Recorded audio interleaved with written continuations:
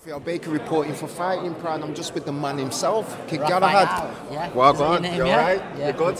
Good. Listen, you're on the Matchroom show. Yeah? Big show as well, undercard of Rapchenko.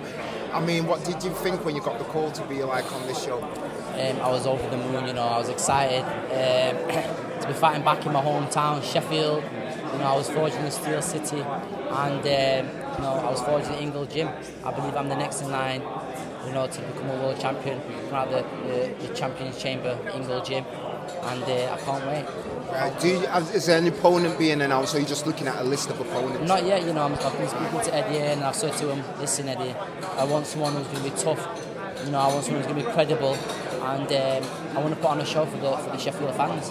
Right. I mean, you seem like you've been an avoided fighter. A lot of people, I think we spoke about this, a lot of people don't want to fight you. Why is that? Listen, if someone showed me a video of me, I wouldn't want to fight me, you know. Right. It's going to be a hard night for anybody, you know. When Kid Galahad turns up, you know, he's very unpredictable. You know, he can do everything. He can box, he can switch, he can box southpaw, you know, he can box on that back foot, he can box on the front foot. So you don't know what to expect, you know. And for anybody to get in the ring, it's going to be a very hard night, and it's going to be a tough one. The featherweight division is a big division. You know, I mean, some good fights out there. Who you got your eye on? Who's on radar? The featherweight division is the best division in world boxing. You know, if you look at the list of, you know, world class operators we've got in the featherweight division, you know, we've got so many. It's an exciting division. You know, I'm number 5 in the IBF and number 7 in WBC. You know, so I'm going to close in on one of them titles and win one of these titles and bring it back to Sheffield. Right. You still obviously Scott Quick's fighting for a world title coming up soon. How do you see that fight going? It's a fantastic fight. You know, Eddie has put that fight together. It's a very tough fight for both of them. You know, it's a 50-50 fight. I believe Valdez will probably, if Scott Quick fights like how he's fighting his last 2 fights, I believe he'll get knocked out. But if he doesn't, you know, if he goes back to his old school methods, tucking up, you know, wearing his opponents down, then putting pressure on it, I believe he could beat Oscar Valdez. But you know, we'll have to wait and see.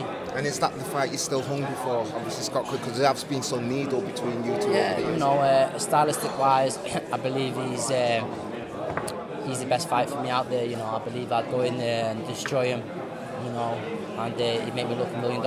Right, and obviously it's Cal Brook, your stablemate, so moving up to a new division, but against Rapchenko. Yeah. Do you think obviously he's more of an animal at this division?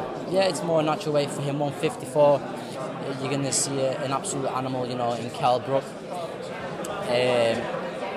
You know, at 154, I'm telling you now, he's going to be a beast. Right. You know, he was a beast at 147, but he's going to be even more of a beast at 154. You know, because he's going to have to do a check weight the day after. So you know, on further march, you're going to see a different animal in there. Right, and obviously Amir Khan just signed up as well to the same promotional company. Great fight for him in Brook. You know, fantastic fight. You know, it's a fight the British public want. You know, I think Eddie and Matchroom Boxing can make that fight work.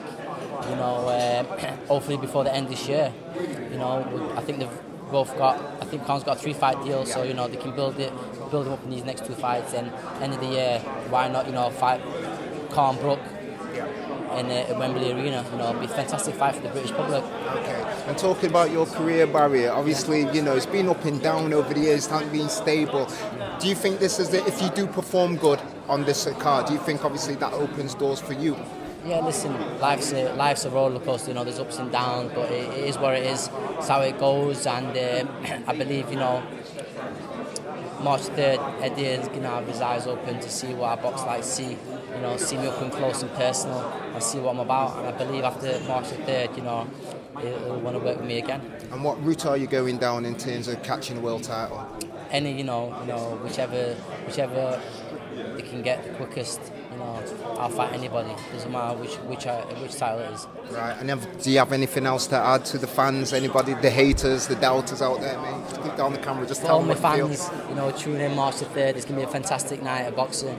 You know, make sure you're all tuned in. Sky Sports, and it's gonna be a great night. Always good catching up with my friend. Bless. Thank you.